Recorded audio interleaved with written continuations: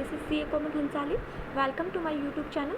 आज हम डिस्कस करने वाले हैं residence status. Residence status India के अंदर किसी भी पर्सन का, चाहे वो इंडिविजुअल हो, HUF हो, पार्टनरशिप फर्म हो, AOP हो, BOI हो या फिर कंपनी हो, तो उस केस में उस पर्सन का रेजिडेंस स्टेटस हम किस बेसिस पे डिसाइड करते हैं। क्योंकि किसी भी पर्सन का अगर रेजिडेंस इन इंडिया है तभी हम टैक्सेबिलिटी इंडिया के अंदर आती है। अदरवाइज अगर नॉन रेजिडेंट है तो उसके अंदर टैक्सेबिलिटी थोड़ी डिफरेंट वे में कंसिडर की जाती है। तो कोई भी पर्सन या तो वो रेजिडेंट हो सकता है या वो नॉन रेजिडेंट हो सकता है। अगर वो रेजिडेंट है तो फिर से दो बातें आती हैं कि बंदा ऑर्डिनरी रेजिडेंट है या फिर नॉट ऑर्डिनरी रेजिडेंट है। ऑर्डिनरी रेजिडेंट और नॉट ऑर्डिनरी रेजिडेंट के अकॉर्डिंग भी आपकी जो टैक्स लायबिलिटी है वो चेंज हो जाती है। तो चलो आगे हम पढ़ते हैं रेजिडेंस इन इंडिया कब कब माना जाता है। इंडिविजुअल के केस में हम इसको बाद में पढ़ते हैं आराम से। HUF के केस में कोई भी पर्सन HUF है तो उसका रेजिडेंशियल स्टेटस इंडिया के अंदर रेजिडेंट कब माना जाएगा। तो यहाँ लिखा है कि HUF is said to be resident in India if the control and management of affair is wholly and partly situated in India। कोई भी जिसका control and management wholly and partly situated in India हो और HUF family is non resident India if the control and management affair is wholly situated outside India। यहाँ पे जो बात करते हैं वो खाली कंट्रोल एंड मैनेजमेंट की बात करता है कि जो कंट्रोल एंड मैनेजमेंट है और जो HUF वो सिचुएटेड अगर इंडिया के अंदर है तो वो पर्सन रेजिडेंट माना जाएगा। अगर वो सिचुएटेड आउटसाइड इंडिया है तो पर्सन नॉन रेजिडेंट माना जाएगा। जो HUF के केस में जो रेजिडेंशियल स्टेटस है वो कर्ता के अकॉर्डिंग डिसाइड नहीं होता है। हाँ, लेकिन अगर ऑर्डिनरी रेजिडेंट की बात करें, ऑर्डिनरी रेजिडेंट है या फिर नॉट ऑर्डिनरी रेजिडेंट है HUF के केस में, तो वो जो स्टेटस है वो कर्ता के अकॉर्डिंग हम ज़रूर डिसाइड करेंगे। लेकिन ये जो रेजिडेंट स्टेटस है या नॉन रेजिडेंट है, HUF जहाँ सिचुएटेड है और जहाँ उससे उसका कंट्रोल एंड मैनेजमेंट है, अगर वो इंडिया से है तो वो रेजिडेंट माना जाएगा। अगर वो इंडिया से नहीं है, फुल्ली अगर आउट ऑफ इंडिया है तो वो नॉन रेजिडेंट माना जाएगा। तो फिर यहाँ पे ये एक लाइन ये भी है कि कर्ता का स्टेटस, कर्ता अगर कहीं भी हो उससे उसका रेजिडेंस या नॉन रेजिडेंट स्टेटस डिसाइड नहीं किया जाता। ये हमने बात कर ली HUF की। अब हम बात करते हैं अदर पर्सन। अदर पर्सन में पार्टनरशिप फॉर्म हो गया, AOP हो गया, BOI हो गया। इनका रेजिडेंस स्टेटस कैसे माना जाएगा।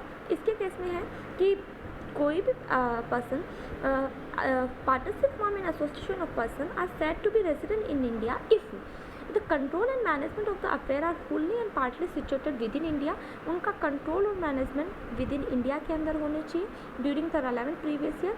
और जो अगर सिचुएटेड आउटसाइड इंडिया है उनका कंट्रोल एंड मैनेजमेंट फॉर्म हो गया या फिर AOP हो गया या BO या हो गया, उनका अगर control and management outside India है तो फिर वो रेजिडेंशियल स्टेटस नहीं माना जाएगा, नॉन रेजिडेंट की डेफिनेशन में कवर हो जाएंगे। अगर रेजिडेंट स्टेटस ये जो पार्टनरशिप फॉर्म का हो गया, AOP का हो गया, BOI का हो गया, ये उनके मेंबर या पार्टनर के अकॉर्डिंग डिसाइड नहीं होता। फॉर एग्जांपल मेरी जो पार्टनरशिप फॉर्म है वो पार्टनरशिप एक्ट के अकॉर्डिंग मैंने यहाँ रजिस्टर करवाई है इंडिया के अंदर, उसका जो ऑफिस है वो यहाँ पे है, कंट्रोल एंड मैनेजमेंट सारा कुछ इंडिया से होता है। अब पार्टनर है वो सारे आउटसाइड इंडिया रह रहे हैं, तो पार्टनर अगर आउटसाइड इंडिया रह रहे हैं इससे कोई भी मैटर नहीं करता है क्योंकि पार्टनर से उसका स्टेटस डिसाइड नहीं होता है। और आप हमेशा ध्यान रखना कि पार्टनरशिप फॉर्म हो गया, AOP हो गया, BOI हो गया या फिर कंपनी हो गई, ये कभी भी ऑर्डिनरी या नॉट ऑर्डिनरी रेजिडेंट की डेफिनेशन में आते ही नहीं है। ये या तो रेजिडेंट होंगे या फिर नॉन रेजिडेंट होंगे, क्योंकि इसमें ऑर्डिनरी की कोई बात ही नहीं होती है। जहाँ पे आपका partnership form, AOP, BOI situated है, जहाँ पे रजिस्टर्ड है, वहाँ के अकॉर्डिंग ही आपका रेजिडेंशियल स्टेटस डिसाइड किया जाता है। ये हमने पढ़ लिया पार्टनरशिप फॉर्म और AOP, BOI का। अब हम पढ़ते हैं कंपनी के केस में रेजिडेंशियल स्टेटस क्या होता है। एक company is said to be resident in India in any previous year if it is Indian company. पहली बात तो है कि इंडियन कंपनी, यहाँ पे इंडियन कंपनी का क्या मतलब है। इंडियन कंपनी जो कंपनीज एक्ट 1956 या फिर कंपनीज एक्ट 2013 के अकॉर्डिंग रजिस्टर्ड हो। दूसरे, its place of effective management in that year is in India. उस ईयर में, जिस ईयर में हम कैलकुलेशन की बात कर रहे हैं, उस ईयर में उसका जो प्लेस ऑफ इफेक्टिव मैनेजमेंट हो वो इंडिया के अंदर होना चाहिए। अब मैं पूछ रही हूँ कि प्लेस ऑफ इफेक्टिव मैनेजमेंट का मतलब क्या है। प्लेस ऑफ इफेक्टिव मैनेजमेंट का मतलब है जहाँ पे where the key management and commercial decisions that are necessary for the conduct of the business, जहाँ पे बिजनेस को चलाने के लिए जो नेसेसरी डिसीजन है। जो प्लेस ऑफ इफेक्टिव मैनेजमेंट है कि कंपनी को रन करने के लिए हमें रेवेन्यू बढ़ाने के लिए हमें क्या करना चाहिए, एम्प्लॉय स्ट्रेंथ के लिए हमें क्या चाहिए, जो इंपॉर्टेंट डिसीजन है कंपनी के बिजनेस को रन करने के लिए, वो अगर इंडिया के लिए लिए जाते हैं तो फिर वो हमेशा ही कंपनी रेजिडेंट मानी जाएगी। एक company can never be ordinary not ordinary resident in India. जैसा कि मैंने पहले बताया कि कोई भी कंपनी कभी भी OR या फिर NOR नहीं होगी, या तो फिर रेजिडेंट होगी या फिर वो नॉट ऑर्डिनरी रेजिडेंट होगी। यहाँ पे हमने सभी पर्सन के लिए अलग अलग फैक्ट पढ़े कि कब वो रेजिडेंट माना जाएगा, कब वो रेजिडेंट नहीं माना जाएगा। अब हम आगे पढ़ते हैं कि इंडिविजुअल के केस में कोई भी इंडिविजुअल वो रेजिडेंट कब माना जाएगा और कब नहीं माना जाएगा। इसके लिए हमने पढ़ा कि रेजिडेंट स्टेटस इंडिविजुअल के लिए अब हम पढ़ेंगे HUF के लिए, पार्टनरशिप फॉर्म के लिए, AOP के लिए, POI के लिए, या फिर कंपनी के लिए उनका रेजिडेंशियल स्टेटस किस अकॉर्डिंग डिसाइड होता है। अब हम पढ़ते हैं HUF के लिए।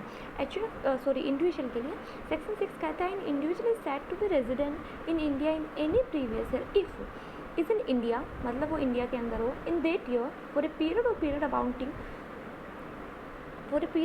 अमाउंटिंग 182 डेज और मोर, वो इंडिया के अंदर हो 182 डेज या उससे ज़्यादा। और दूसरी जो एक्सप्लेनेशन है वो हम बाद में पढ़ते हैं। और इसकी दूसरी जो कंडीशन है having within the 4 year preceding that year been India, जिस ईयर की हम कैलकुलेशन कर रहे हैं उसके पिछले 4 सालों के अंदर for a period amounting in all to 365 days और मोर, मतलब वो पिछले 4 सालों में 365 दिन से ज़्यादा इंडिया में हो। और इसके साथ साथ ये एक कंडीशन तो ये तो हमें देखनी है कि पिछले 4 सालों में 365 दिन से ज़्यादा हो।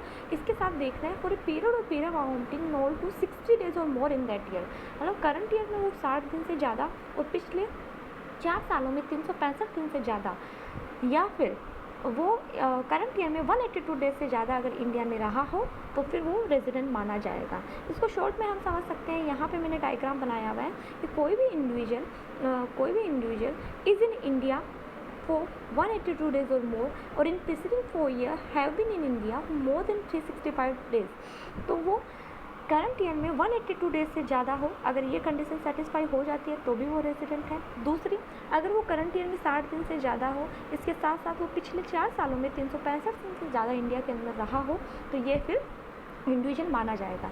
ये सारे इंडिविजुअल की बात करता है इसके अंदर। लेकिन हमने देखा कि हमने एक एक्सप्लेनेशन पढ़ी थी, एक्सप्लेनेशन के अंदर क्या लिखा आ रहा था कि एक्सप्लेनेशन के अंदर लिखा आ रहा था कि being a citizen of India who live in India in any previous year as a member of crew, कोई भी पर्सन जो इंडिया का सिटीजन है वो इंडिया छोड़ दे देता है, कोई भी प्रीवियस ईयर के अंदर इंडिया छोड़ देता है as a member of crew of an Indian ship की वजह से मान लो बाहर जाता है, इंडियन शिप का मतलब है, या for the purpose of employment outside India, या फिर वो एम्प्लॉयमेंट के लिए अगर बाहर जाता है for the purpose of employment outside India, तो उसके केस में यहाँ पे जो 60 डेज़ वाली कंडीशन है वो सब्स्टिट्यूट होके 182 डेज़ के अंदर कवर हो जाती है। मतलब सीधा मतलब है कि अगर हम सब इंडिविजुअल के लिए कंडीशन देखने वाले हैं, अगर करंट ईयर में 182 डेज़ से ज़्यादा वो इंडिया में रहा है तो वो रेजिडेंट होगा, या फिर करंट ईयर में 60 दिन से ज़्यादा, इसके साथ साथ पिछले 4 सालों में अगर 365 दिन से ज़्यादा इंडिया में रहा है तो वो रेजिडेंट होगा। लेकिन ये कंडीशन तब अप्लाई नहीं होगी जब कोई भी पर्सन जो इंडिया का सिटीज़न है, ठीक है, वो इंडिया छोड़ देता है, इंडिया का सिटीज़न है, इंडिया छोड़ देता है, या तो वो किसी भी क्रू का मेंबर है या फिर एम्प्लॉयमेंट के लिए। फॉर एग्जांपल 182 डेज़ की कंडीशन देखनी है कि अगर वो करंट ईयर में 182 डेज़ से ज़्यादा रहा है तब वो रेजिडेंट माना जाएगा। इसके साथ जो दूसरी कंडीशन है वो कहता है being a citizen of India और a person of Indian origin. Indian origin का यहाँ पे क्या मतलब है? यहाँ पे इंडियन ओरिजिन का मतलब है कि उनके जो एंसेस्टर है, मतलब जो नाना नानी दादा दादी जो भी हैं, वो अगर इंडिया से हैं या फिर वो पर्सन खुद इंडिया से है, वो अगर आउटसाइड इंडिया जाता है और फिर वो विज़िट के लिए इंडिया अगर वापस आता है तो उस केस में भी आपको 60 डेज़ वाली कंडीशन नहीं देखनी है। उस केस में भी अगर वो 182 डेज़ से ज़्यादा इंडिया में रह रहा है, इंडियन ओरिजिन का पर्सन है, आउटसाइड इंडिया चला गया है लेकिन अब घूमने के लिए वापस इंडिया आ रहा है, तो उस केस में आपको 60 डेज़ वाली कंडीशन देखनी है, आपको 182 डेज़ वाली कंडीशन नहीं देखनी है। थैंक यू फ्रेंड्स मेरे इस वीडियो को देखने के लिए। आपको जो भी इस वीडियो से रिलेटेड या फिर और कोई अदर क्वेश्चन है तो उससे रिलेटेड आप कमेंट बॉक्स में कमेंट कीजिए, उसके अकॉर्डिंग मैं आपको जो नेक्स्ट वीडियो है वो प्रिपेयर करूँगी। और मेरे चैनल को लाइक और सब्सक्राइब करना मत भूलिए। Thank you.